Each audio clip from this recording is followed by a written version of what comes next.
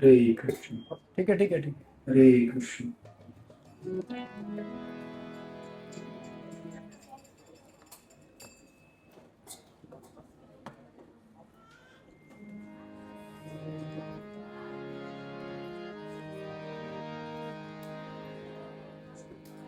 जय श्री कृष्ण चैतन्य प्रभु नित्यानंद श्री अद्वैत गदाधर श्रीवासदि गौरभक्तवृंद।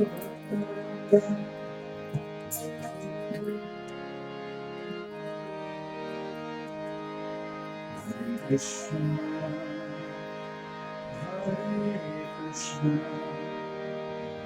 कृष्ण कृष्ण हरे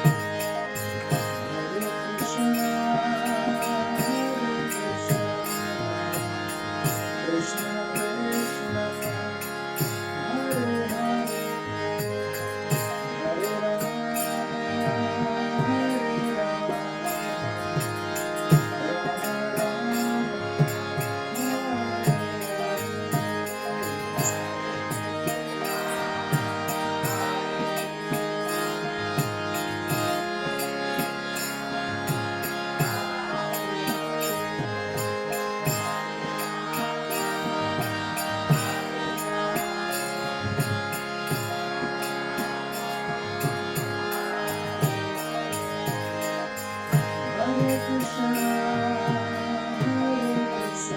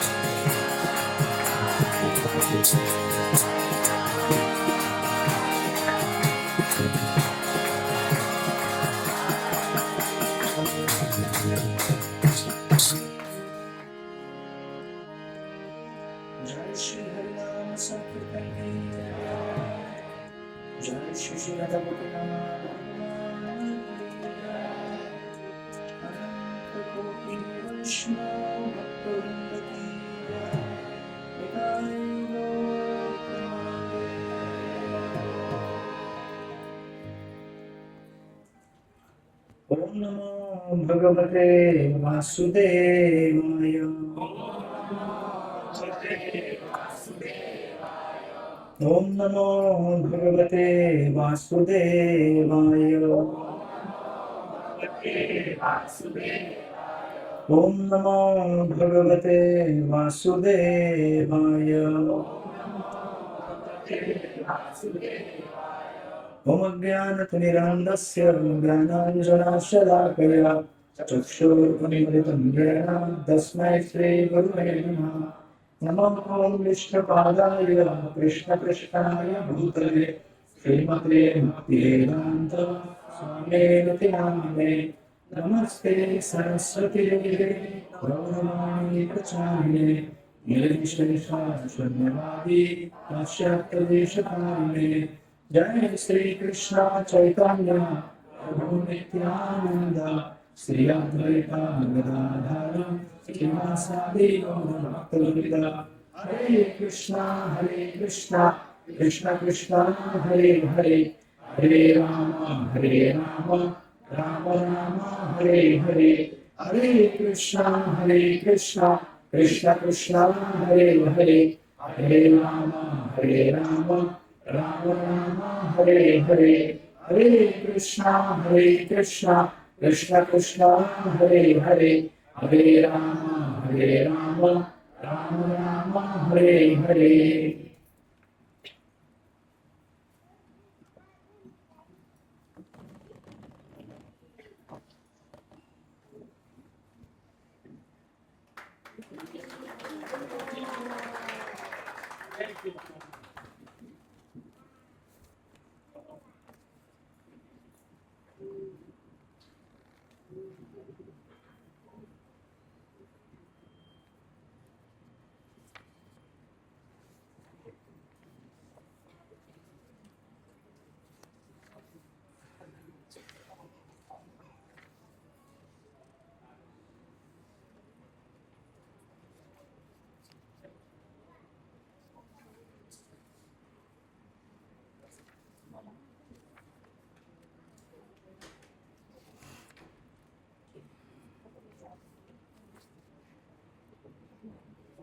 हरे कृष्ण। हरे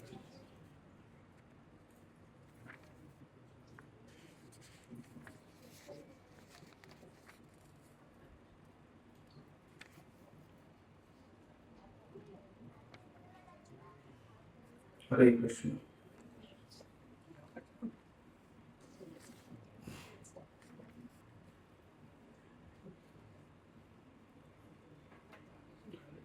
विपदा सन्तु तत्शश्वत् तत्र तत्र जगद्गुरु भवतो दर्शनं यत्स्यात् अपुनर्भवदर्शनम्। ये श्रीमद् भागवत के प्रथम स्कंद के 8वें अध्याय के 25वां श्लोक है। अनुवाद और तात्पर्य श्रील प्रभुपाद द्वारा। ये श्लोक पंक्ति महारानी द्वारा बोला गया है। मैं चाहती हूँ कि ये सारी विपत्तियां बारंबार आए जिससे हम आपका दर्शन पुनः पुनः कर सके, क्योंकि आपके दर्शन का अर्थ यह है कि हमें बारंबार होने वाले जन्म तथा मृत्यु को नहीं देखना पड़ेगा। तात्पर्य, सामान्यतः दुखी, जरूरतमंद, बुद्धिमान तथा जिज्ञासु लोग जिन्होंने कुछ पुण्य कर्म किए हैं वे भगवान की पूजा करते हैं या पूजा करना प्रारंभ करते हैं। अन्य लोग जो दुष्कर्म से ही फलते फूलते हैं, चाहे वे जिस स्तर के हो, माया द्वारा भ्रमित होने के कारण भगवान के पास नहीं पहुंच पाते। अतएव पुण्यात्मा के लिए संकट आने पर भगवान के चरण कमलों का आश्रय लेने के अलावा अन्य कोई विकल्प नहीं होता। भगवान के चरण कमलों का निरंतर स्मरण करने का अर्थ है जन्म मृत्यु से छूटने की तैयारी करना। अतः भले ही तथाकथित आपत्तियां आए, उनका स्वागत करना होगा, क्योंकि वे हमें भगवान के स्मरण का अवसर प्रदान करती हैं, जिसका अर्थ है मुक्ति। जिसने अविद्या के सागर को पार करने के लिए सर्वोत्तम नाव के समान भगवान के चरण कमलों की शरण ली है, वह उतनी ही सरलता से मुक्ति प्राप्त करता है जितनी सरलता से बछड़े के खुर के निशान को लांघा जा सकता है। ऐसे लोग भगवत धाम में रहने के अधिकारी हैं और उन्हें ऐसे स्थान से कोई प्रयोजन नहीं रह जाता जहां पग पग पर संकट हो। भगवत गीता में भगवान ने इस भौतिक जगत को आपत्तियों से भरा कष्टप्रद स्थान बताया है। अल्पज्ञानी व्यक्ति इन आपत्तियों के साथ समझौता करने की योजना बनाते हैं, लेकिन वे नहीं जानते कि इस स्थान का प्रकार ऐसा ही है कि वह आपत्तियों से भरा है। उन्हें भगवान के उस धाम का बिल्कुल ही ज्ञान नहीं होता जो आनंद से भरपूर है और जहां तनिक भी आपत्ति नहीं है। अतएव प्रबुद्ध मनुष्य का यह कर्तव्य है कि वह भौतिक आपत्तियों से अविचलित रहे, क्योंकि आपत्तियां तो सभी परिस्थितियों में आती ही हैं। सभी प्रकार की अपरिहार्य विपत्तियों का सामना करते हुए मनुष्य को आत्म साक्षात्कार में प्रगति करते रहना चाहिए, क्योंकि मानव जीवन का यही उद्देश्य है। क्योंकि आत्मा समस्त भौतिक आपत्तियों से परे है, अतएव तथाकथित आपत्तियां मिथ्या बतलाई गई हैं। स्वप्न में कोई मनुष्य अपने को बाघ द्वारा निगल जाता देख सकता है और वह इस आपत्ति के कारण चिल्ला सकता है, किंतु वास्तव में न तो बाघ रहता है न आपत्ति, यह तो कोरा स्वप्न है। इसी प्रकार जीवन की सारी आपत्तियां स्वप्न तुल्य कही जाती है। यदि कोई भक्तिमय सेवा द्वारा भगवान का सानिध्य प्राप्त कर सकता है तो लाभ ही लाभ है। नवदा भक्ति में से किसी एक के द्वारा भगवान का सानिध्य भगवत धाम जाने की दिशा में सदा एक अग्रिम पग है। हरे कृष्ण। आप सब लोग का स्वागत है, अभिनंदन है। आप लोग आपका कीमती समय निकाल कर यहाँ पर आए हैं। हरे कृष्ण। श्री राधा गोपीनाथ मंदिर और हमारे सत्संग संडे सत्संग कार्यक्रम के आयोजित की तरफ से आप सबका स्वागत है। हरे कृष्ण। तो ये श्रीमद् भागवत के प्रथम स्कंद के 8वें अध्याय का 25वां श्लोक है कुंती महारानी का। जब भगवान हस्तिनापुर से द्वारका के लिए जा रहे थे, उस समय कुंती महारानी ने ये भगवान का गुणगान करते समय श्लोक बोला है। और इसके पहले वाला जो श्लोक है 24वां, उसमें बताया गया था, विशान महागणे पुरुषार्थ दर्शनात् असत सभायां मनवास पृच्छते मृदे मृदे अनेक महारथमस्त्रो द्रोण्यस्ते अस्त्राश्चास्म हरिभिरक्षिता। हे कृष्ण, आपने हमें विषाक्त भोजन से, भीषण अग्निकांड से, मानव भक्षियों से, दुष्ट सभा से, वनवास काल के कष्टों से तथा महारथियों द्वारा लड़े गए युद्ध से बचाया है, और अब आपने हमें अश्वत्थामा के अस्त्र से बचा लिया है। तो पांडवों का चरित्र आप लोग जानते हैं। भगवान श्री कृष्ण के निकट होते हुए ही पांडवों को इतना कष्ट सहना पड़ा था। कुरुक्षेत्र के युद्ध से पहले, जब से पांडव का जन्म हुआ, तब से लेकर उनके हस्तिनापुर के राजगद्दी पर राजा होने तक उन्हें अनंत कठिनाइयों से और यातनाओं से गुजरना पड़ा है। तो भागवत के ऐसे अनेक प्रसंग हैं, जैसे हम रामायण में अभी प्रसंग पढ़ रहे हैं, कि जीवन में आने वाले सारे प्रसंग, खास करके प्रतिकूल परिस्थितियां, जहां पर आपके अस्तित्व का आपको धोखा लगे, उस समय अगर हम भगवान के चरण कमलों को याद कर सकें तो वो स्थिति कंप्लीटली बदल जाती है। जैसे यहाँ पे कुंती महारानी कहती है कि जनरली जीवन में हम लोग भगवान से सुख मांगते हैं, बराबर, दुख कोई मांगता नहीं है। लेकिन अगर हम लोग दुख मांगना चालू करें तो आप लोग मूर्ख कहेंगे, नहीं बोले कि मूर्ख कहेगा भगवान से जाके दुख मांग रहा है किसी की हिम्मत मांगने की? ऑल्टर के सामने जाके भगवान से मांगिए, भगवान दुख दे दो। आज तक किसी ने मांगा है दुख? क्यों नहीं मांगा? कुंती महारानी तो दुख मांग रही है। वो कहती है, मैं चाहता हूँ कि सारी विपत्तियां बारंबार आए, एक बार नहीं। हम हो सकता है एक बार ही मांगे, वो कहते हैं बार बार। हम लोग कहते हैं बार बार लॉटरी लगा दो, कुंती महारानी कहती है बार बार लॉटरी को फेल कर दो। क्यों ऐसे कह रही हो, और ये कहने का अर्थ क्या है? डेफिनेटली हम लोग ऐसे जाके बोल नहीं सकते, भाई भगवान ने सीरियसली ले लिया तो खटिया खड़ा हो जाएगा अपना। तो सबसे पहली बात, इस प्रार्थना को करने का अधिकार जिसको है वही प्रार्थना कर सकता है, राइट? हर चीज का अधिकार होता है। तो ये अधिकार उनको प्राप्त है क्योंकि इस प्रार्थना के पीछे एक भाव है। अगर वो भाव अगर हम ग्रहण कर ले तो हम भी मांग पाएंगे। एक्चुअली कुंती महारानी विपत्ति को नहीं मांग रही है, किसको मांग रही है? अजय, हाँ, भगवान को मांग रही है, राइट? लेकिन भगवान के आने का तरीका ही वही है संसार में, तो करे क्या? भगवान आएंगे ही उस रास्ते से, वो उस रास्ते से आते ही नहीं है, राइट? या फिर उस रास्ते से भी नहीं आते। ऐसे नहीं कि विपत्ति होने के बाद ही आएंगे या बहुत सारी संपत्ति होने के बाद ही आएंगे, बट स्पेशली जब ये भाव आप ग्रहण करेंगे। इसमें भाव क्या है? कुंती महारानी क्या कह रही है? हम आपका दर्शन पुनः पुनः कर सके। क्यों पुनः पुनः कर सके? जनरली कोई भी व्यक्ति जो प्रॉस्पेरिटी में है, जिसके पास बहुत सारा संपदा है, दो चीजें होती है ना, संपत्ति और विपत्ति, ये दो चीज आपने सुना होगा।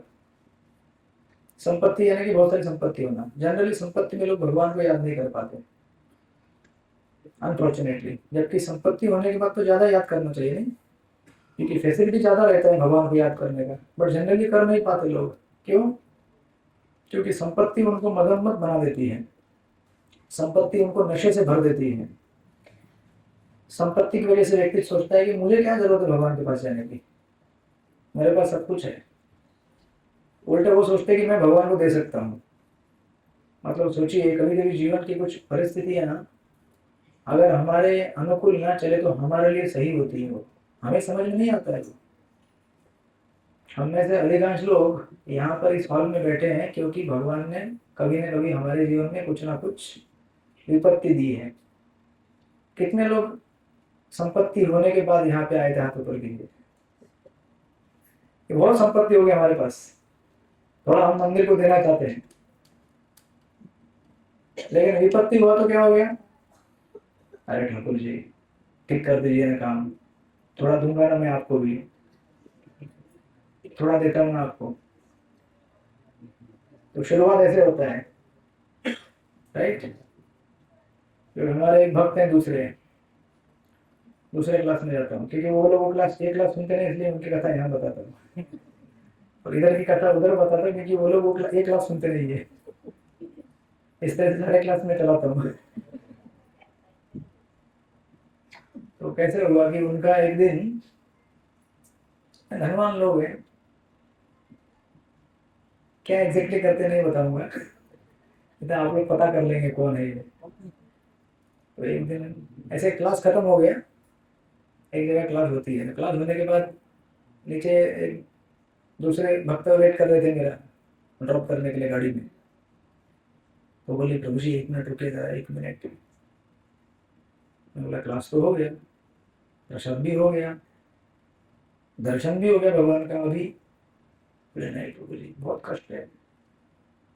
और कष्ट कैसा होता है, हम लोग जनरली क्या समझते हैं कष्ट मतलब, ये ना समझे कि धन दौलत नहीं होना एक कष्ट नहीं है। सबसे बड़ा कष्ट होता है मन का कष्ट। तो मैंने बोला क्या हुआ, तो मेरे को साइड में भगवान का ऑल्टर सामने था, तो सबसे पहले आंखों से झरझर आंसू। भगवान का क्या हो गया, तो मैं बोला माता जी रिलैक्स, क्या हो गया। बोला संभालिए अपने आप को, आप तो एकदम सही ठीक ठाक लग रही है, हाथ पैर कान नाक सब, अभी तो हम लोग बात कर रहे थे, घर भी आपका ठीक ठाक है, अभी भी आपके नाम पे ही है ना। बोले हाँ मेरे ही नाम पे है। बोला क्या हुआ, तो बोलने लगी प्रभु जी क्या बताऊं, उनके जो प्रभु जी हैं कुछ बिजनेस करते हैं वो सब, ज्वेलरी का, डायमंड बीमंड का। तो वो बोले कि कल मेरे प्रभु जी जहाँ से भी उनका कारोबार रहता होगा, बोले गिन के लाए थे कुछ लक्ष्मी, मैं रकम नहीं बताऊंगा, बोले इतना गिन के लेके आए थे, और एक बार नहीं 3 बार गिन के लाए थे, ठीक है। हम लोग जनरली बड़ा अमाउंट रहेगा तो कितनी बार गिनते हैं, 10 बार गिनते होंगे नहीं। हमारा गिफ्ट शॉप का है ना एक डिवोटी, काउंटर में जो बैठता है, वो कभी उसे छुट्टा मांगो ना तो ऐसे करता है, समझो अगर नोट रहेगा ऐसे ऐसे ऐसे करता है, ऐसे ऐसे हवा में लेकर ऐसे ऐसे। मैं बोलता हूँ भाई नोट फट जाएगा, ज्यादा ये मत करो, एक ही है, 100 का ही नोट है, दो दो 100 के 2 नोट नहीं है, वो ऐसे ऐसे करके देखता है हवा में, अगर फट गया तो ज्यादा कष्ट पहुंचेगा उसको। कुछ लोगों को नाम मालूम पड़ गया लगता है।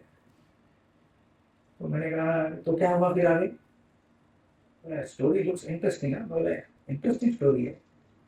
और आगे क्या होगा, बोले गिन के लेके आए 3 बार, घर में लाया और रख दिया उन्होंने, ऐसे कुछ कुछ शाम को लाए होंगे, रात को लाएंगे, रख दिया अलमारी में बंद कर, घर में लाने के बाद भी काउंटिंग किए बोलते हैं, अलमारी में रख दिया। फिर दूसरे दिन सुबह, तब तक घर में कोई सर्वेंट आया नहीं, टाइमिंग होता है एक सर्वेंट का आने का। बोलते हैं दोपहर में जब वापस चेक किया ना, तो उसमें से 5 लाख गायब। हरे कृष्ण, कितना, उनमें से अधिकांश लोगों का सालाना बचत भी नहीं होता होगा 5 लाख। हम लोग सोचते होंगे कि अगर 5 लाख बच जाए तो फिर कितनी बड़ी मेहरबानी होगी भगवान जी की। अब सोचिए उनके लिए 5 lakh not so much, but still मेहनत से कमाया हुआ कुछ भी, 1 रुपया भी 10 रुपया भी होता है ना। तो बोली प्रभु जी समझ में नहीं आया क्या हो गया, उधर से लेके आए थे, गिनती करके एग्जैक्टली बराबर था, रात को घर में कोई आया नहीं, अलमारी में रखा, सुबह निकाल के चेक किया, घर में कोई नहीं आया। उस 15-20 घंटे के अंदर चेक किया, एक बार चेक किया, 2 बार चेक किया, 3 बार चेक किया, 5 लाख मिसिंग। फिर सोचा गाड़ी में तो कहीं नहीं गिर गया यहाँ, फिर भी मिसिंग। सोचो अभी 5 लाख मिसिंग है तो अमाउंट कितना बड़ा था वो, जरा सोचिए आप लोग, 25 लाख का अमाउंट था, हरे कृष्ण, उसमें से 5 लाख मिसिंग।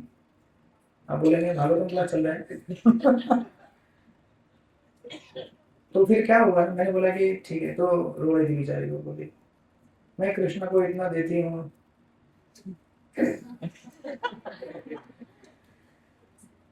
मैं कृष्णा को देती हूँ कि देखो उनके लिए मैं, मेरे को भी रोना आने लगे। बोला माता जी कंट्रोल, एक हफ्ते पहले रो के आया हूँ मैं, 4 भक्तों को संभालते संभालते, उनसे बात करते करते। बोला अभी टिश्यू पेपर किधर है? बेचारी रोने लगी, बोली मैं कृष्णा, और ऑल्टर सामने ही था उनका, इतने बड़े बड़े विग्रह हैं घर में राधा कृष्ण के, इतने बड़े बड़े विग्रह सुंदर। बोली मैं कृष्णा, मैं ना पहले बहुत गुस्सा हुई कृष्णा के ऊपर, बोली मैंने आरती भी नहीं किया। 5 लाख, वो बड़ा अमाउंट होता है। मेरा उस दिन खाली टैक्सी में मोबाइल गुम गया था, तो 10 मिनट के लिए, और मुझे वैसा दिन पे बैठ के क्लास देना था। मैं बोला अभी क्लास कैसे दूंगा मैं क्या बोलूँगा क्लास में, क्योंकि जब भी कुछ पढ़ने जाऊंगा तो मोबाइल मोबाइल घूमते रहेगा। फिर मैंने बोला ठीक है, जो भगवान करेंगे, क्या कर सकते हैं, क्या हम भगवान से परे हैं क्या, कुछ नियंत्रण है हमारा। फिर बोलने लगी मैंने कृष्णा के लिए लास्ट टाइम प्रॉमिस किया था कि तुमको मैं सोने का पायल बनाऊंगी, कुछ तो बोला चांदी का ये सब बनाऊंगी, अभी नहीं बनाऊंगी, मैं नहीं बनूंगी।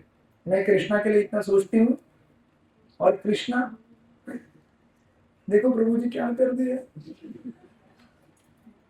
और सच्ची में मैं जब क्लास में बैठे थे ना, तो मुझे पता नहीं था ये सब हुआ है। मैं देखा आंखें सूजी हुई हैं, थके थके लग रहे हैं। मैं बोला क्या हो गया, हमेशा तो एकदम ठीक ठाक लगते हैं, आज क्या हो गया, मेरे को समझ में नहीं आ रहा था। फिर मुझे पता चला कि मेरे रो के हाल खराब हो गए हैं। फिर मैं बोला अभी, अभी ऐसे जब लोग प्रश्न पूछते मेरे को भी समझ में आता उत्तर क्या दे, क्योंकि मैं तो कहीं से ला नहीं सकता वापस। कोई छड़ी तो है नहीं कि 5 लाख प्रकट हो जाए, ओम भट स्वा। हम लोग करेंगे क्या अभी। तो मैं भी थोड़ा सांत्वना दिया, उनको बोला माता जी क्या करेंगे, कृष्णा सामने है, अभी अभी वो सामने है, आप सामने, मैं इधर हूँ, हम एक दूसरे को देख रहे हैं, कृष्णा भी देख रहे हैं। मैं बोला, बोली मेरे को समझ में, और एक्चुअली किसी को आज अभी तक समझ में नहीं आया कि कहाँ चला गया वो, क्योंकि जिसने लेके आए 3 बार काउंट करके लेके आए, तो 3 बार काउंटिंग में कितना एरर आ सकता है। हाँ, राजीव गुरु कितना एरर आ सकता है। 2-3 नोट का 5 लाख का such a big amount, and 5 lakh is a big amount। 100 रुपए किसी का कभी गिरा है क्या? बहुत बार गिरा है, तो कैसा लगा? बहुत दुख हुआ। 100 रुपये में। एक बार मैंने वृंदावन में परिक्रमा करते करते, ये जप माला था ना, जप कर रहा था, और पता नहीं तब थोड़ा सा आसमान में देख रहा था, लगता है मैं माला ऐसे करके रखा था, वो अपन करते हैं ना, इतना हुआ है, इतना यहाँ पे, बोले मिस नहीं होना चाहिए, डबल डबल करने को बहुत मेहनत होती है ना, तो ऐसा करके रखा था मैंने।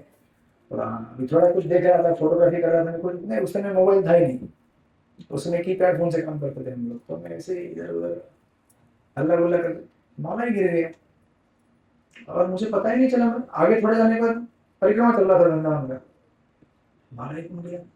थोड़ा आगे जाके बोलते माला झोली खाली है। फिर मैं ढूंढने के लिए रिवर्स आया, फिर बहुत घूमा, घूमते घूमते घूमते घूमते मुझे क्या मिला, 500 रुपए का नोट, परिक्रमा मार्ग में। मैं बोला लो, जिसके मती में जो रहता है वही मिलता है, और मेरा दीक्षित माला था। मैं बोला माला भी गया दीक्षित, और ये 500 रुपए का क्या करूँ मैं। कुछ उत्साह नहीं था, क्योंकि दीक्षा वाला माला मिलता नहीं इधर वापस। मुझे बाद में कब मिला मालूम है, कम से कम 5-6 साल बाद वापस मैं जब गया, मैं जैसे माला घुमा, मैं मंदिर में आया, बोला प्रभु जी मेरा माला घूम गया, सेक्रेटरी को बोला, बोला बंद कर दिया महाराज ने आजकल देना, वो देखेंगे बाद में। तो मैं बोला ये क्या करेंगे, तो मैंने उस समय 500 रुपए से अनुकूल में जाकर एक तुलसी का माला खरीद लिया था। मैं बोला इससे माला ही खरीदूंगा अभी, है ना, माला से माला माल हो गया। फिर माला खरीद लिया, महाराज के फोटो को चढ़ाया, बोला अभी क्या करेंगे, यही माला है मेरे जीवन का। अपनी चीज जब जो अपने हृदय को प्रिय होती है, जब गुम हो जाती है, तो बहुत दुख होता है, राइट। फिर ऑफकोर्स मुझे वो 2-3 दिन बाद फिर मिली वो माता जी। मैं बोला माता जी कृष्ण इसे क्यों करता है? बोला माता जी अभी वही सोच रहे हैं, क्योंकि क्या होता है हम लोग नहीं समझ पाते, उनके लिए बड़ा अनून था वो। तो अभी मंगलवार को फिर मिलने वाला उनको। मैं बोला देखो, फिर एक दिन उन्होंने मैसेज किया, मैं बहुत दुखी हूँ प्रभु जी, क्या करूँ मैं। एक हफ्ते तक चलते रहा वो। फिर मैं बोला माता जी क्या करें, हो सकता है कृष्णा डबल दे दे आपको, 5 का 10 बना के दे दे। तो बोले हाँ कृष्णा के लिए तो कुछ भी संभव है। मैं बोला ठीक है, इसी बहाने कम से कम आपने स्मरण कर लिया, एक्स्ट्रा स्मरण कर लिया भगवान का। कृष्णा तुझे मैं पायल नहीं दूंगी, तेरे लिए मैं चांदी का पायल बनाने वाली थी, सोने का अंगूठी, क्या क्या बहुत उन्होंने बना के रखा था। बोले नहीं बनाऊंगी अभी। मैं बोला ऐसे ही रूठ रहे, बिल्कुल बनाना मत, देखते हैं कृष्णा भी क्या करते हैं। तो कैसा होता है कि जैसे कुंती माँ ने यहाँ पे कह रही है, छोटे छोटे जीवन के प्रसंग है, हम लोग छोटी छोटी चीजों में दुखी हो जाते हैं। कुंती महारानी के जीवन में क्या दुख था जरा सोचिए आप लोग। बचपन से लेकर अंत तक दुख ही दुख, केवल दुख ही दुख। लेकिन इन सारे दुखों में जब जब उनको दुख हुआ तब तक भगवान प्रकट हो गए, इसलिए उनका दुख क्या हो गया, नॉर्मल सुख नहीं, आध्यात्मिक में कन्वर्ट हो गया। आप जरा विचार कीजिए, जहां पर भगवान का स्मरण होता है वहां दुख हो सकता है क्या? तो फिर कुंती महारानी एक्चुअली क्या मांग रही है यहाँ पे, दुख नहीं मांग रही है, कृष्णा को मांग रही है। क्योंकि भगवान के तरीके बहुत अलग होते हैं। प्रभुपाद जब इंडिया में थे, अपने करियर के पीक में, प्रयागराज में उनका फार्मेसी था, लखनऊ में था, मुंबई में यहाँ ग्रैंड रोड में था, मालूम है कि नहीं आप लोगों को? मुंबई में ग्रैंड रोड में प्रॉपर का फार्मेसी था। लेकिन एक टाइम ऐसा आया, सारा बिजनेस चौपट, सडनली सारा जो उनका फैक्ट्री था उधर लखनऊ में पूरा लुटपाट हो गया। घर वाले, आपको मालूम है घर वाले होते हैं। पैसा पानी बंद, प्रेम बंद। आप अच्छे घर वाले हैं, आप लोग घर वालों से प्रेम करते रहिए, पैसा पानी बंद हो या ना हो आप प्रयास करते रहिए, भगवान की कृपा से आपको बहुत पैसा पानी मिले, लेकिन उसका इस्तेमाल भगवान की सेवा के लिए करना। सडनली घर वाले भी एकदम विरोध में आ गए उनके, घर वाले विरोध में आ गए। फिर आपको पता है वो एक प्रसंग, एक बार जब उनकी पत्नी ने चाय के बदले में, बिस्किट के बदले में प्रभुपाद का भागवतम में दे दिया। और घर में पहले बिस्किट वाले आते थे, चाय वाले आते थे। तो प्रभुपाद घर में आए, बोले मेरा भागवतम किधर है? पत्नी बोली आपका भागवतम तो मैंने दे दिया। बोले कहाँ दे दिया? बोले बिस्किट के बदले में दे दिया भागवतम रद्दी में। बस आप तो टू मच। प्रभुपाद बोले आगे आइए थोड़ा, आगे आइए, आगे आइए थोड़ा, आगे आइए, आगे आइए, आगे आइए ना सब लोग, आगे आइए, बहुत जगह है। तो फिर क्या हो गया, प्रभुपाद क्या हो गया, क्या घूम गया, क्या ऊपर कर रहे हो हाथ? अच्छा, माता जी किधर है? आपकी माता जी किधर है? हाँ, है। मुझे हमेशा जोड़ी में देखना अच्छा लगता है, युगल जोड़ी बनी रहे। आशीष प्रभु किधर है? ऐसे कर रहे,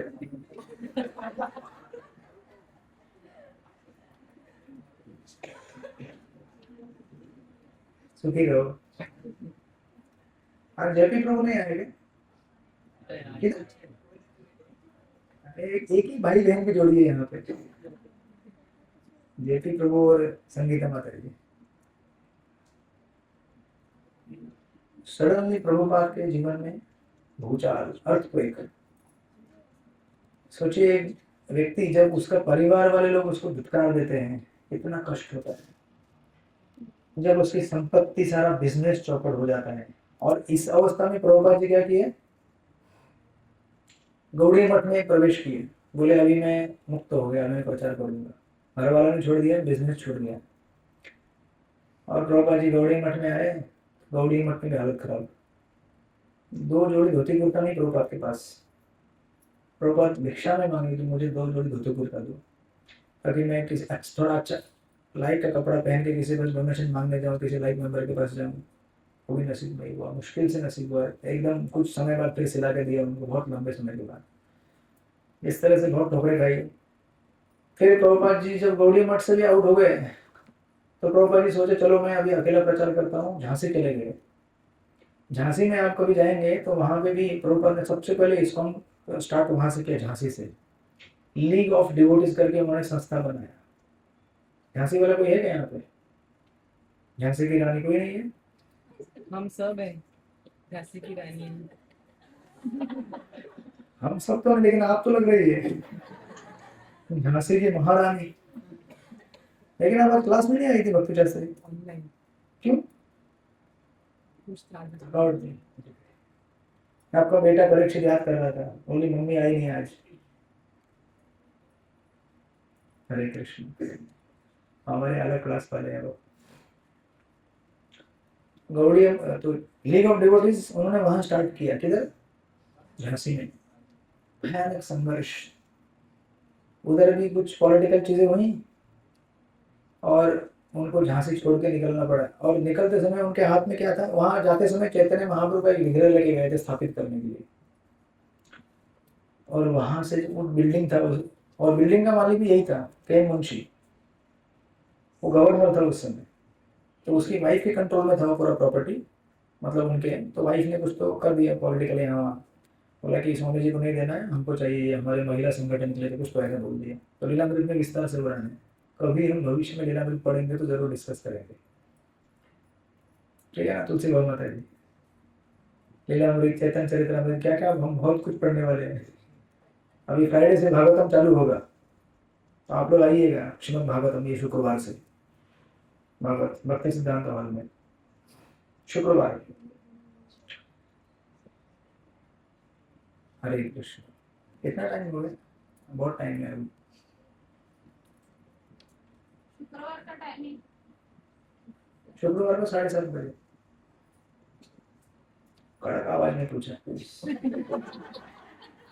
इनको तो माइक का भी जरूरत नहीं है। हरे कृष्ण। आप है ना उस ग्रुप में? नहीं है? अच्छा अच्छा, नहीं नहीं, शुभ, ठीक है। वो हम लोग नोटिस डालेंगे उसमें ऐड करने के लिए। तो गौड़ीय मठ से जब, सॉरी, लीग ऑफ डिवोटीज से जब प्रभुपाद बाहर जा रहे थे, तो उस बिल्डिंग के ऊपर लिखा था लीग ऑफ डिवोटीज। प्रभुपाद देख रहे थे जाते समय, बहुत नहीं। और उधर उन्होंने एक पहला शिष्य बनाया था, प्रभाकर मिश्रा करके था, ओनली वन डिसाइपल, प्रभुपाद के सबसे पहले डिसाइपल उधर उन्होंने बनाया था। तो प्रभुपाद, और साथ में प्रभुपाद के हाथ में कौन था? चैतन्य महाप्रभु का विग्रह। जरा सोचिए कैसा लग रहा होगा उनको, नहीं? जिस भगवान को स्थापित करने के लिए लेके गए थे, उसको वापस लेके जा रहे हैं। भयानक संघर्ष करने के बाद इतने वर्षों का। 1944 के आसपास का है ये स्टोरी है, 44, 45, 50 के आसपास का। फिर ऑफकोर्स प्रभुपाद जी मथुरा गए, केशव मठ में संन्यास ग्रहण किया और वृंदावन जाके बस गए। और वृंदावन में प्रभुपाद का एक पोएम है, उन्होंने एक पोएम लिखा। केशी घाट के उधर एक मंदिर था, वंशी गोपाल। प्रभुपाद बैठे थे और एक दिन ऐसे लिख रहे थे पोएम।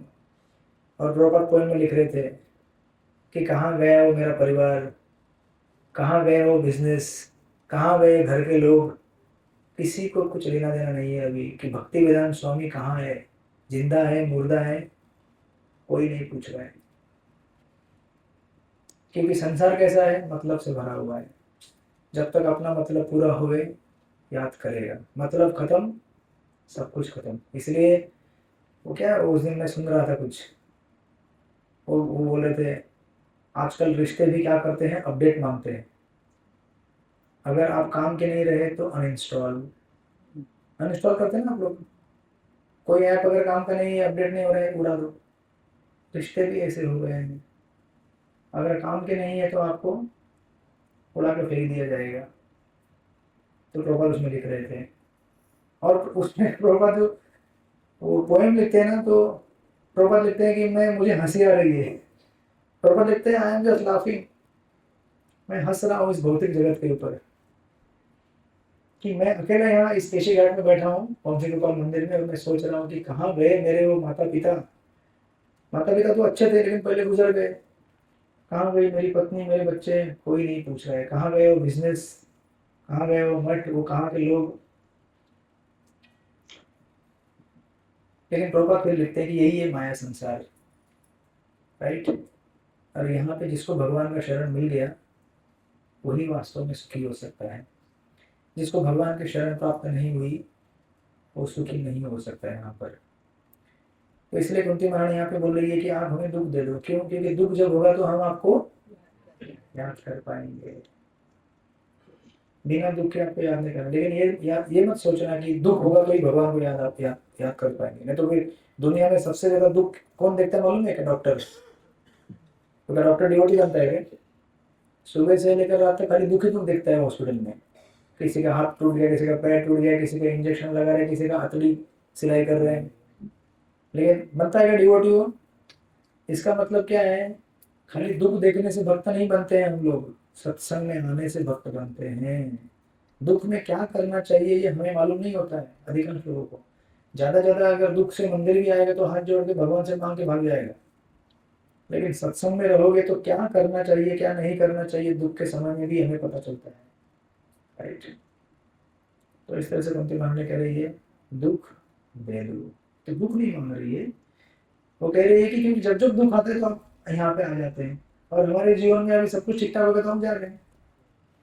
इसका मतलब क्या है? सब ठीक ठाक हो जाएगा तो भगवान, इसलिए भगवान क्या बोलते हैं? मैं तुम्हारे जीवन में ऐसे प्रवेश करूंगा कि तुम मुझे सदा सर्वकाल के लिए गले से लगा के रखो। और हम लोग ऐसी प्रजाति हैं कि बिना कष्ट हुए भगवान को गले लगाते नहीं है, राइट। तो इस तरह से ये बड़ा सुंदर श्लोक है भागवत का। अब यही परिस्थिति हम लोग रामायण में देख रहे हैं। रामायण में क्या हो रहा है? कहाँ पहुंचे थे हम लोग, याद है क्या? सुमंत्र और लक्ष्मण भगवान का। हाँ, सुमंत्र और लक्ष्मण। क्योंकि लास्ट क्लास में लास्ट आपका ही हुआ था लेक्चर। आपके लेक्चर से लेक्चर एंड हुआ था, राइट। राजेश बजाज को इधर है क्या? नहीं है। यस। तो हमने देखा था कि किस प्रकार सीता और राम और लक्ष्मण ये तीनों जब तमसा नदी के तीर पर बैठ गए थे। हाँ अक्षय को टाइम है अभी बहुत, खाली 8:45 हुआ है और आधा घंटा है हमारे पास, 9:15। तमसा नदी के तीर पर जब ये सब लोग बैठे थे, सीता राम, उनके लिए लक्ष्मण ने एक घास का बेड बना दिया। सोचो जो महलों में सोने वाले अभी घास के बेड पे सो रहे हैं। सो गए, वो थके थे। सारे जनता भी उनका पीछा कर रही थी, वो भी वहीं आसपास सोई थी थकी हुई दिन भर चल चल के। और जगह गए कौन थे? खाली दो लोग, सुमंत्र और लक्ष्मण। तो सुमंत मौका पाकर, लक्ष्मण मौका पाकर सुमंत्र को अपनी स्टोरी जो बताया हमने सुना था आज 2-3-4 हफ्ते में, उन्होंने बताया अपने माँ का बलिदान। सुमित्रा ने किस प्रकार उनको बोला कि जा बेटा सेवा कर भगवान की, यहाँ घर पे रह के तू मेरी सेवा कर सकता लेकिन मेरी सेवा से बढ़कर हमारे प्रभु की सेवा है, तू जा वन में। उसके बाद सुमित्रा के बाद कौन था? उर्मिला। उर्मिला ने तो बोल दिया कि प्रभु ऐसा मौका जिंदगी में कभी नहीं मिलेगा, लॉटरी लग गया आपका। तो कोई पति बोलेगा, पत्नी कोई बोलेगी कैसे? आज किधर है पति पत्नी वाला जोड़ा, किधर है? हाँ? आपके प्रभु जी को मंदिर में हैजा करके रख देते हैं, ठीक है। कठिन होता है, आप ऐसे बोलेंगे लेकिन कठिन होता है बोलना, राइट। उर्मिला कहती है प्रभु ये ऐसा भाग्य का सुनहरा मतलब मौका मिला है आपको, जाओ हमारी फिक्र मत करो, भगवान की सेवा करो। और सुमंत्र सोचते हैं कि कैसा परिवार है यार, हर कोई बोले कि मैं बलिदान करूंगा, मैं बलिदान करूंगा, मैं बलिदान करूंगा। ऐसा अगर हो तो कितने संसार में सुख हो जाएगा, सोचो जरा। हर कोई अगर दूसरे के सुख के बारे में सोचे तो दुख कैसे बचेगा? आज अधिकांश दुनिया में दुख क्यों है?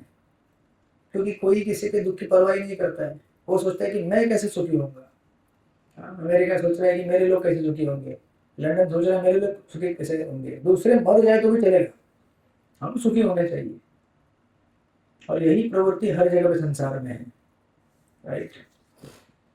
तो फिर इसके आगे हमने देखा था किस प्रकार लक्ष्मण जब विश्राम करने जा रहे थे उस समय निद्रा देवी आई थी। निद्रा देवी बोली थी कि लक्ष्मण सो जाओ, अभी सोने का टाइम हो गया। आप लोग मत सोना, हाँ अभी 15 मिनट है।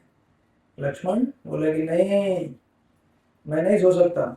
जब मेरे प्रभु इस तरह से कष्ट पा रहे हैं, ये घास के है ना बिछाने पे सो रहे हैं, मैं कैसे सो सकता हूँ? मैं नहीं सोऊंगा।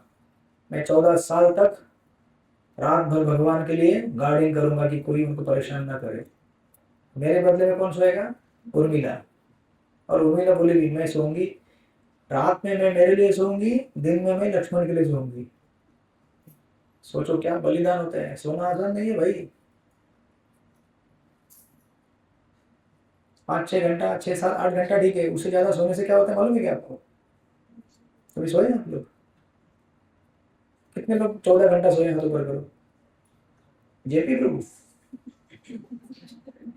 एक तो है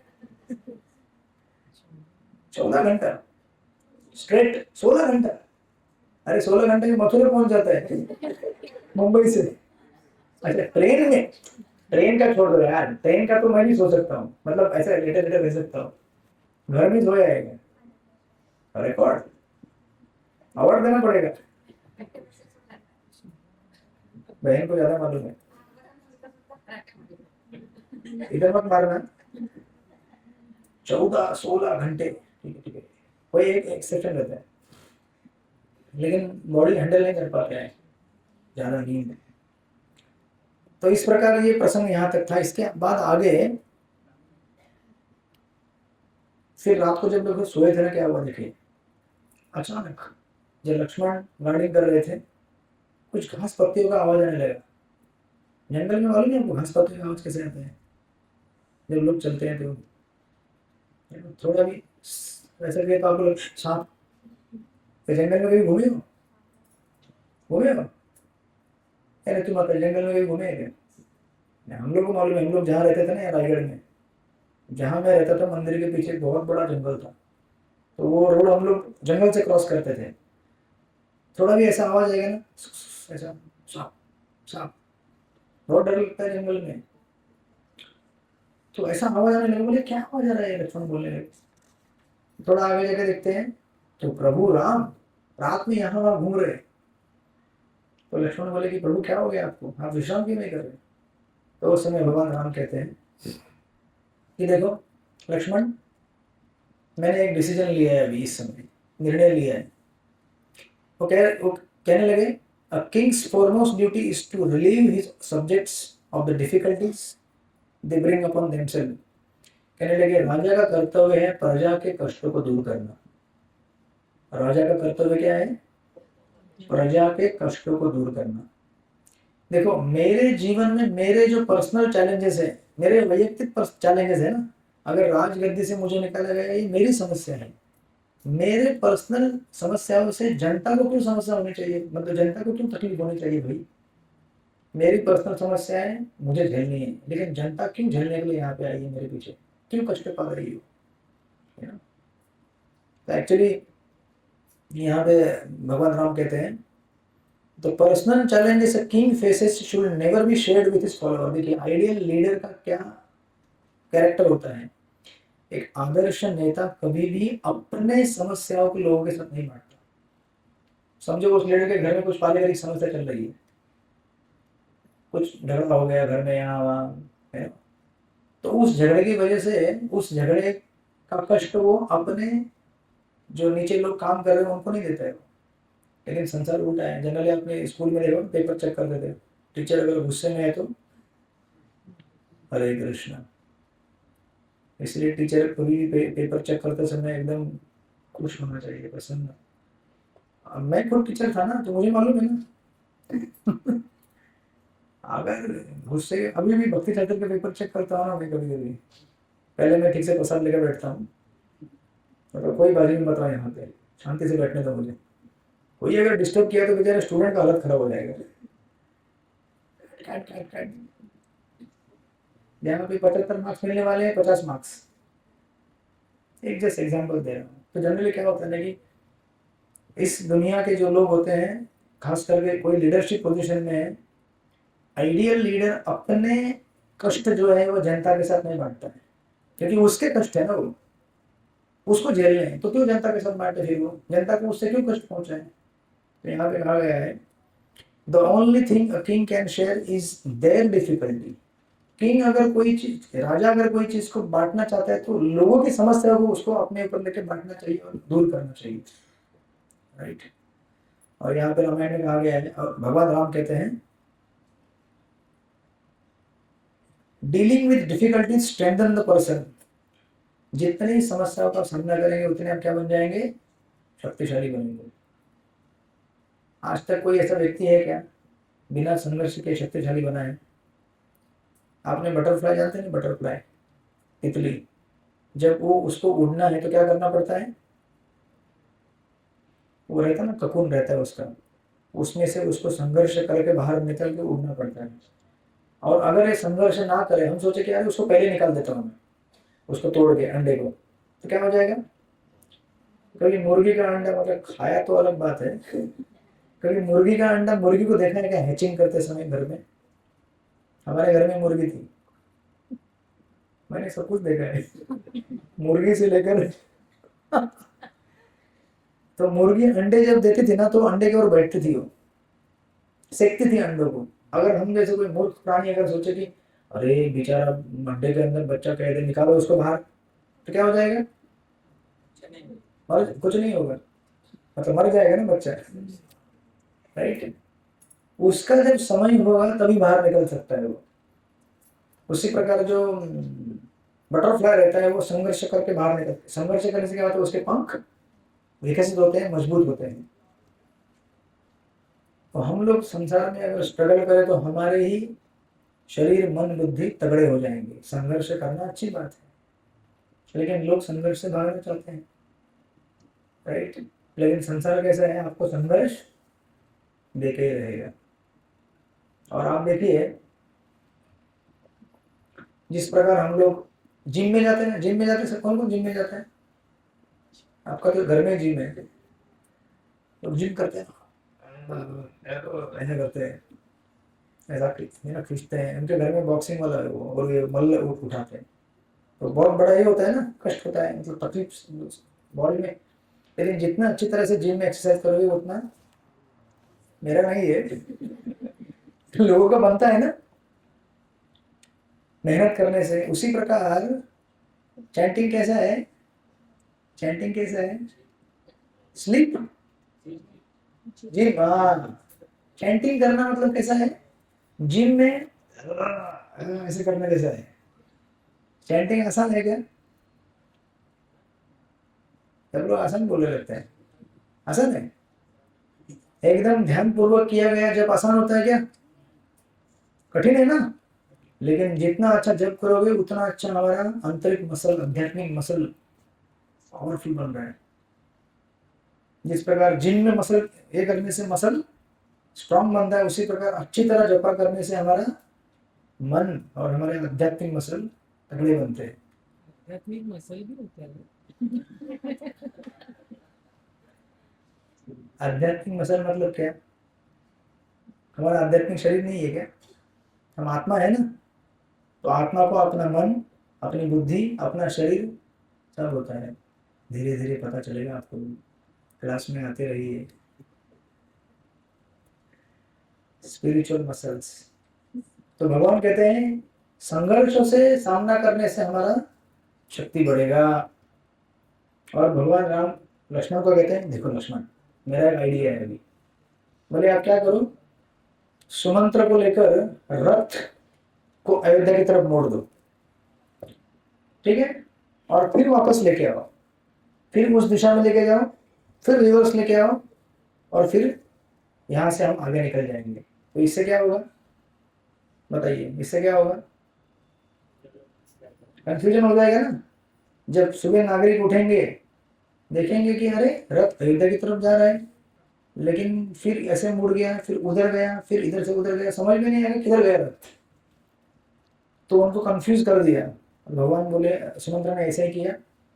उसके बाद दूसरे दिन सुबह ये लोग उठे सारे नागरिक, तब तक ये लोग वहां से, रात को ही सीताराम लक्ष्मण सुमंत्र वहां से गायब। सुमंत्र अभी भी साथ में है रथ में, इस तरह से वो लोग वहां से सफर करते करते आगे निकल गए और सीता और राम रथ में से जा रहे तो कंट्री साइड बोलते हैं उसको, गाँव का साइड। कितना आजकल लोग जो शहर में रह रहे हैं वो सब तरसते भी चले गाँव का दृश्य देखने के लिए, वही गाँव की मिट्टी का सुगंध, खेत खलिहान, पेड़ पौधे, झरने, नदियां देखने के लिए वो तरसते हैं। एक्चुअली मन को एकदम शांत करने वाला ये ऐसा वातावरण होता है। तो ये लोग जाते तो सीता और राम देखते कि कितना अच्छा लग रहा है, नहीं?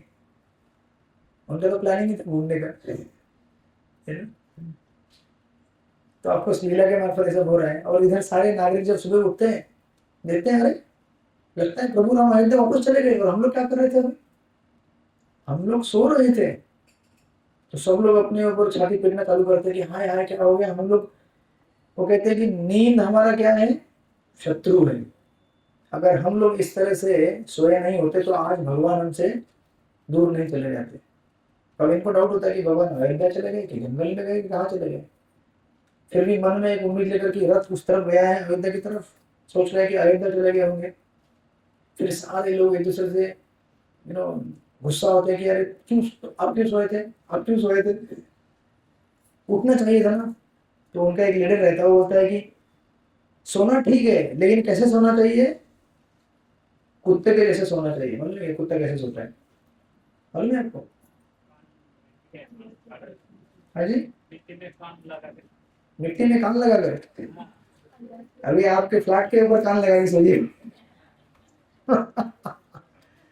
हाँ बराबर बराबर। कहने का अर्थ क्या है? तुलसी माता जी का नोट्स पूरा हो गया क्या? इतना नोट्स क्यों बना रहे ऐसे? एक भी अगर जीवन में उतर सकते हैं तो हरे कृष्ण। टाइम हो गया क्या? नहीं अभी टाइम है जरा। किधर जा रहे हैं आप लोग? खिचड़ी उठाने एक ही आइटम है, खिचड़ी खाली उसको। हाँ ठीक है ठीक है। क्या 9:20 तक क्लास करना है? नहीं नहीं 10 मिनट हो गया, छुट्टी हो जाएगा, टेंशन मत लो। हरे कृष्णा कृष्ण कृष्ण हरे हरे, हरे राम राम राम हरे हरे। तो कहते हैं कि कुत्ते के जैसे सोना चाहिए। हम लोग कैसे सोए थे? गधे के जैसे।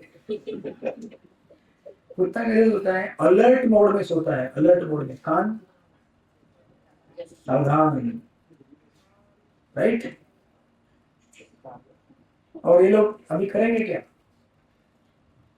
ये लोग को समझ में आता है कि भगवान हमको छल किए हैं और ये कहीं तो भाग गए, लेकिन ये उम्मीद में कि अयोध्या आए होंगे, इसलिए इस तरफ आते हैं अयोध्या की तरफ। अभी जाएंगे कहाँ?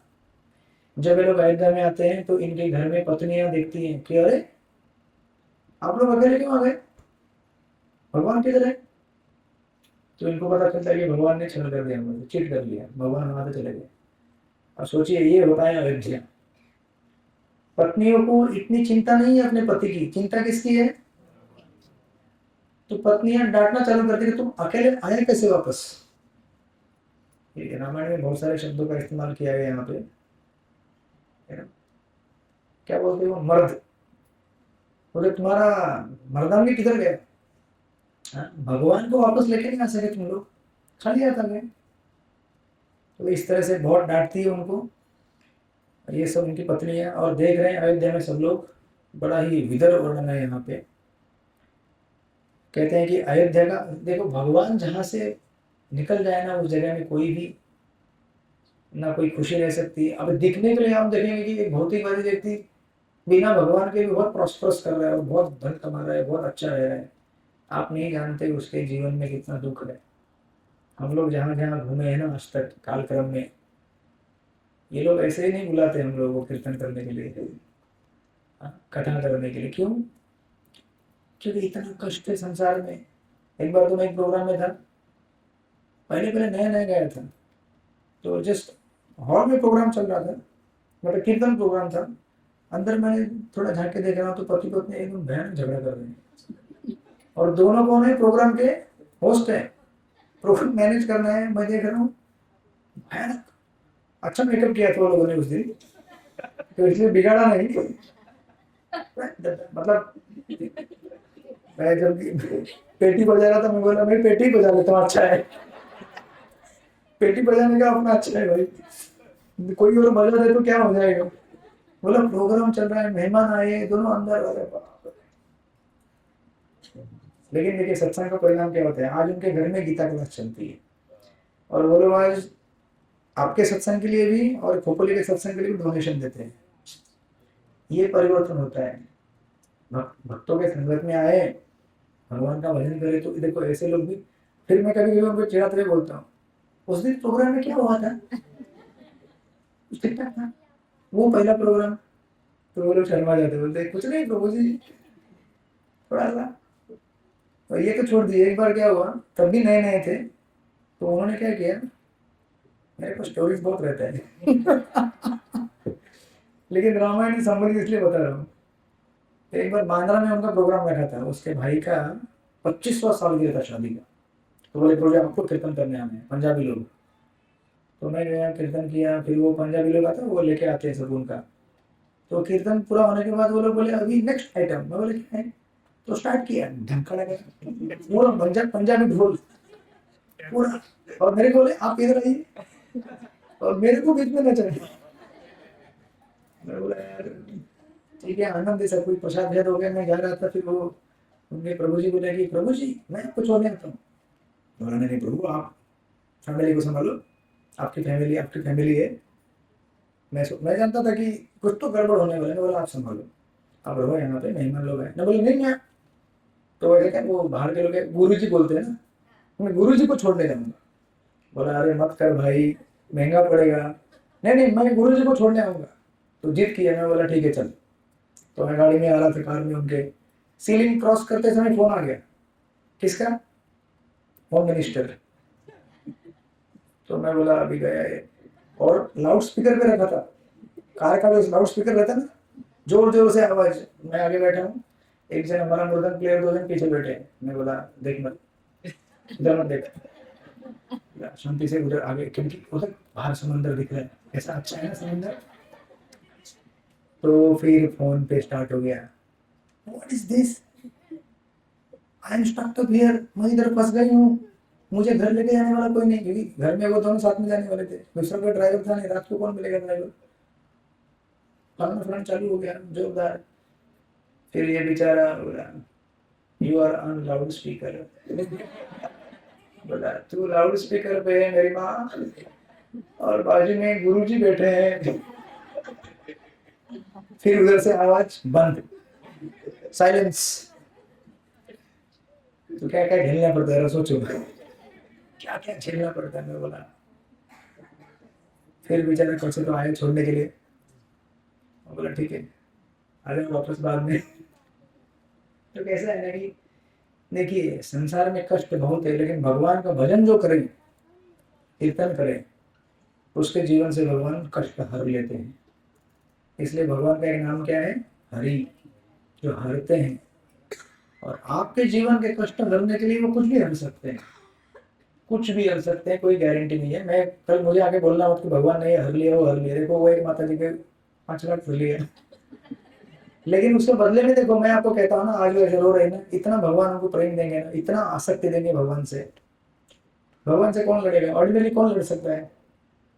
वो अभी इतना लड़ रही है भगवान से, मैं कृष्ण तेरे लिए नहीं बनाऊंगी, मैंने सोचा था तेरे लिए चांदी का बनाऊंगी, नहीं बनाऊंगी मैं भी तेरे लिए। तो ये इससे क्या हो गया, भगवान के इतना निकट आ गए हम लोग कि एक दिन जब प्रेम परिपक्व हो जाएगा ना, वो खुद बोलेगी अरे मेरे को हंसी आ रही है, बोलेगी। तो ऐसे होता है। तो रामायण में ये प्रसंग चल रहा है।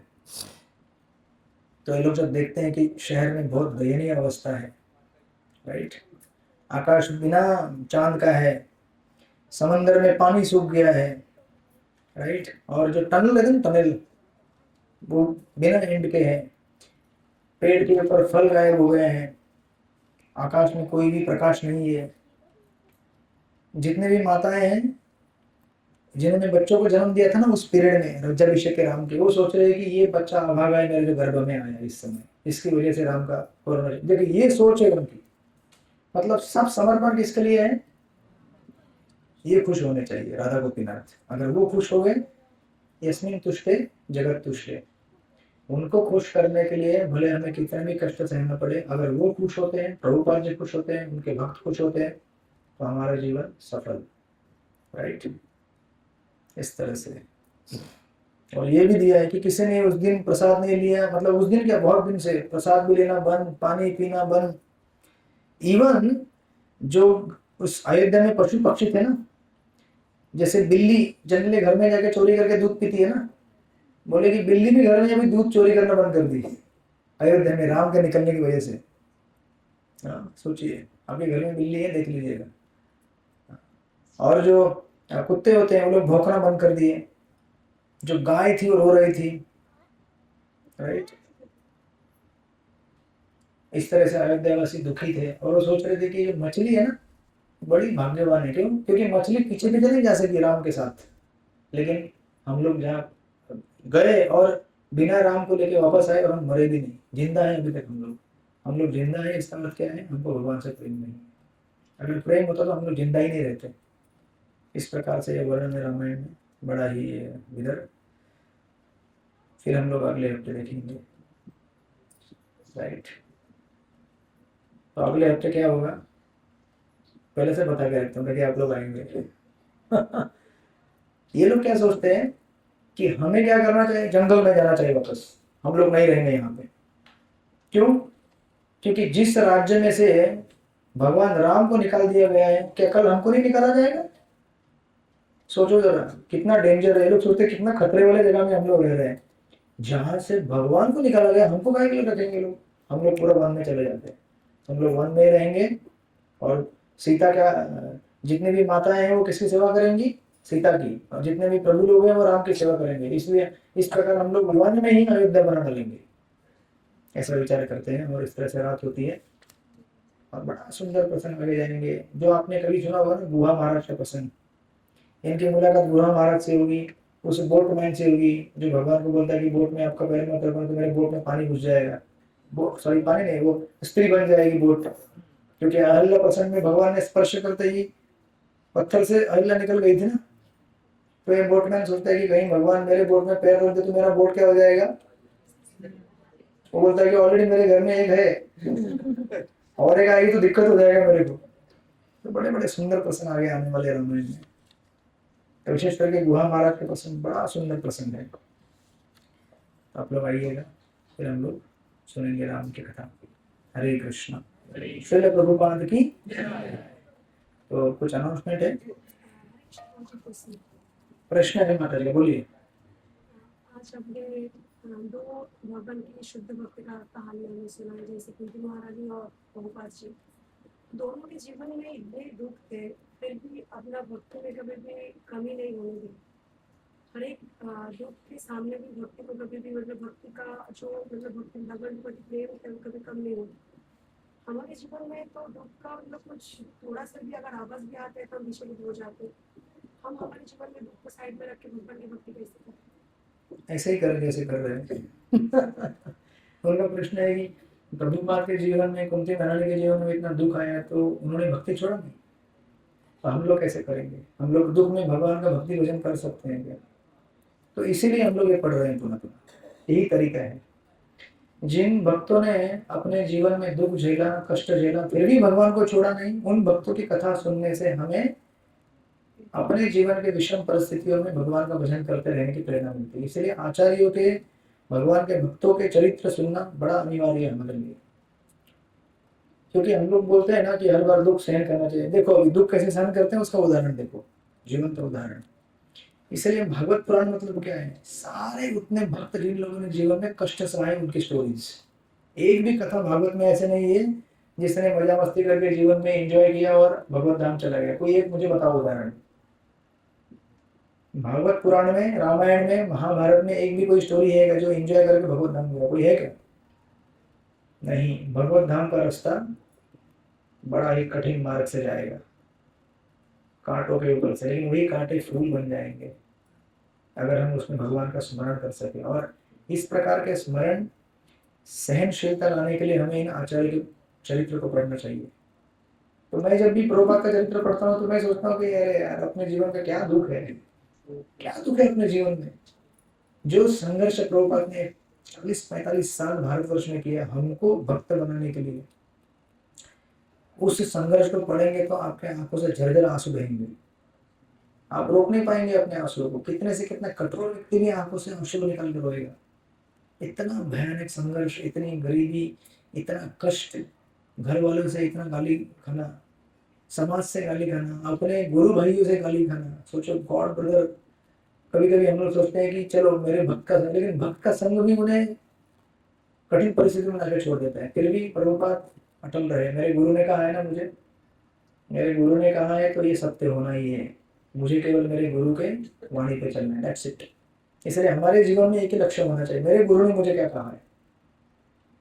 कभी कभी भगवान तो हमारे लिए बहुत दूर है भाई, बहुत दूर है भगवान हमारे लिए। हमारे पास में हमारे गुरु दैट इज प्रभुपाद, और हमारे जो परंपरा में हम लोग जिनको भी गुरु है मानते हैं, राधा स्वामी महाराज या फिर जो भी अलग अलग सन्यासी हैं, पर प्रभुपाद की शिक्षाएं हमारे लिए हमेशा सबसे पहले आती है, राइट। इसलिए जो व्यक्ति प्रभुपाद को पकड़ के रखेगा ना, उनके जीवन को, उनकी शिक्षाओं को, वो कभी भी भक्ति छोड़ेगा नहीं। इसलिए मैं कहता हूँ ना पुनः कि हम तो प्रवचन करते हैं, क्या करते हैं, हमारे क्या लाइक करते हैं, हम लोग आपको थोड़ा सा कुछ बताते हैं, वहाँ दो चार, अधिकांश तो आधे तो मैं स्टोरी सुना करता हूँ आपको। मेरा कहना ये सब तब सार्थक होगा जब आप प्रभुपाद के पुस्तकों का शरण ग्रहण करेंगे, प्रभुपाद के दिए मार्ग पर चलेंगे, तो मेरा कहना सफल हो गया, मेरी प्रसन्नता हो गई। तो इसलिए इस तरह से मत करिए। उनके चरित्र पढ़ने से हमारे जीवन में वो ताकत हमको मिलेगी। और सोचो ना, प्रभुपाद गोलोक वृंदावन से सोचते होंगे, देखो मेरा नाती पोता देखो मेरे बारे में स्टोरी सुन रहा है, मेरा स्टोरी पढ़ रहा है ना, और मेरे दिए हुए मार्ग पर चले, कितना ब्लेसिंग देंगे वो आपको, जरा सोचिए। कुंती महारानी आध्यात्मिक रूप से देख रही होगी, बच्चे लोग बैठ के मेरा स्टोरी सुन रहे हैं, कितना ब्लेसिंग देगी, सोचो यार, राइट। इसलिए अपने जो पथ प्रदर्शक गुरु हैं, भगवान के निष्ठावान भक्त हैं, उनकी कथाओं को सुनते रहना चाहिए, बहुत स्ट्रेंथ मिलेगा इससे। और भगवान भी देखते हैं कि मेरा भगत मेरे भक्तों की कथा सुन रहे हैं, उससे भगवान कई गुना ज्यादा प्रसन्न होते हैं, उनकी कथा सुनने से ज्यादा भगवान के भक्तों की कथा सुनने के। तो उनकी कथा तो आएगी डेफिनेटली, भगवान के भक्तों की कथा में भगवान की कथा तो आना ही है ना। लेकिन कुछ लोग ऐसे होते हैं, मैं और भगवान, मुझे कोई नहीं चाहिए। भगवान बोलते हैं आजा बेटा आजा, तेरे को बराबर सिखाता हूँ मैं। कोई है क्या यहाँ पे, केवल मैं और भगवान, मुझे और कोई नहीं चाहिए बीच में, है कोई? भगवान उसको बराबर लपेट लेंगे। बिना गुरु के हम भगवान तक नहीं पहुंच सकते। मार्ग में प्रभुपाद अपने जीवन से स्टार्ट से लेकर अंत तक यही बोलते रहे, मेरे जीवन में मुझे सक्सेस मिला केवल एक ही चीज से, मैंने मेरे गुरु के वचनों से बाहर नहीं गया, मेरे गुरु ने जो कहा मैं वही किया लास्ट तक। प्रभुपाद को क्या कहा था, बुक छापो और इंग्लिश में प्रचार करो पूरी दुनिया भर में। बस प्रभुपाद ने उसी को पकड़ा, बुक छापो प्रचार करो, बुक छापो प्रचार करो, फिर मंदिर की स्थापना, ये सब उसका भाग है, और कुछ नहीं किया। सिंपल, लाइफ सिंपल हो जाता है ना। आपको कुछ नया मैन्युफैक्चर करना है नहीं, और आप प्रभुपाद के कई लेक्चर सुनेंगे, आप बोलेंगे कितना सिंपल बोलते हैं प्रभुपाद, मैं शरीर नहीं, मैं आत्मा, बस यही सुनते हैं ना आप लोग। लेकिन हाँ जी, इसके बच्चे और बेटा नाती बोलते बोले कि हमसे बात नहीं करना, तो मैंने ये बोला कि तुम बात नहीं करो तो मैं मैं भगवान से बात करूँ, कोई गलत कहा है मुझे। नहीं ठीक है, भगवान से बात करोगे मतलब आप भगवान से बात करने की कोशिश करें तो भगवान आपके जीवन में भक्त भेज देंगे, बोलेंगे ये लो बात करो। भगवान हमसे अपने भक्तों के माध्यम से बात करते हैं, कोई गलत नहीं, कोई बात नहीं। संसार में झुक रहा है तो क्या हुआ, भगवान है ना, भक्त है, राइट। इसलिए सक्सेस फॉर्मूला क्या है, गुरु के दिए हुए वचनों पे चलना, 16 माला करो, 4 नियम पालन करो, भक्तों के साथ मिलजुल के रहो, बस और कुछ नहीं करना है आपको। नया डोंट मैन्युफैक्चर एनीथिंग न्यू, अपने अपनी प्रणाली मत निकालो, मैं 4 ही माला करूँगा, मतलब कुछ भी कहते हैं। 16 माला थोड़ी होता है इस कलयुग में, कुछ भी। मेरे घर का बर्तन कौन धोएगा, कपड़ा कौन मांजेगा, जैसे कि सचमुच पूरा घर का काम आप लोग भी करते हैं। 16 माला प्रभुपाद ने दिया है, मतलब दिया है, पत्थर की लकीर, उसको हम आगे पीछे नहीं कर सकते। 4 नियम दिया है मतलब दिया है। 16 माला कितने लोग कर रहे हैं, हाथ ऊपर कीजिए। जेपी प्रभु किधर है, मुझे तो जेपी प्रभु को देखे आनंद आता है। आओ मिलन यात्रा के बाद से जनवरी फरवरी मार्च 4 महीने हो गए, 5 महीने हो गए। हरे कृष्ण। इस तरह से लगे रहिए सेवा में, आनंद है। भगवान के दरबार में सबका कल्याण होगा, छोटा मोटा सबका कल्याण होगा। अलार्म बजा दिए उन्होंने, तो टाइम हो गया। हरे कृष्ण। श्री प्रभुपाद की जय। अनाउंसमेंट है कुछ, बोलिए।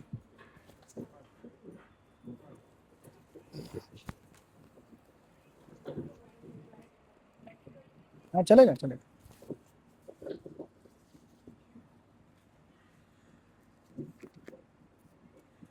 हरे कृष्ण दादा को नम सारे वक्त को। तो आज जो प्रभु जी का क्लास था तो आपने सब सुना ही होगा कितना कितना महत्वपूर्ण था। हर बार का क्लास कितना ही सुंदर रहता है। इस बार जो शुद्ध भक्त का हमने सुना है, जैसे गौतम महाराज का प्रभु जी ने बताया कि दुख के साथ साथ वो हमेशा इसलिए तो मानते थे कि भगवान को शरण कर पाए और भगवान को अपने जीवन में मतलब हमेशा याद करने के लिए एक ही उपाय उन्होंने बताया कि अगर हम बार बार भगवान को याद करेंगे तो भगवत धाम जाना हमारे लिए आसान हो जाएगा। भगवान के जीवन से हमें पता चला कि जितने भी हम भौतिक सुख अगर ढूंढेंगे उसमें दुख ही मिलते जाएंगे। तो भगवान जी अपने साथ गौरव महाप्रभु को रखा और ये हमें सिखाया कि अगर भगवान को अगर हम हमारे साथ हमेशा रखेंगे तो हम जितना भी दुख आए हम वो दुख को मतलब साइड में रख के भगवान की भक्ति कर पाएंगे। तो थैंक यू प्रभु जी इतना अच्छा क्लास देने के लिए।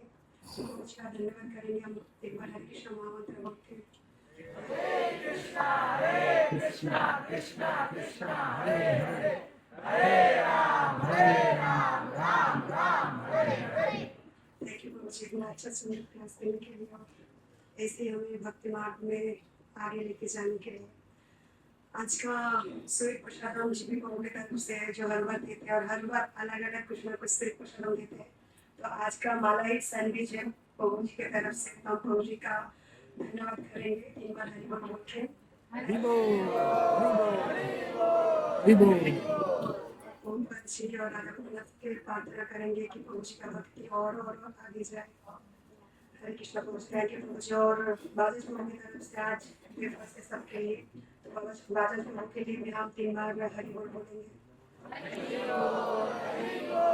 हरि बोल। और बाबा जी के लिए भी हम प्रार्थना करेंगे कि उनका भक्ति का ऐसे बहुत आगे कि उनका संग हमें मिले और हम भी शुद्ध भक्ति में आगे जाए। तो थैंक यू प्रभु जी।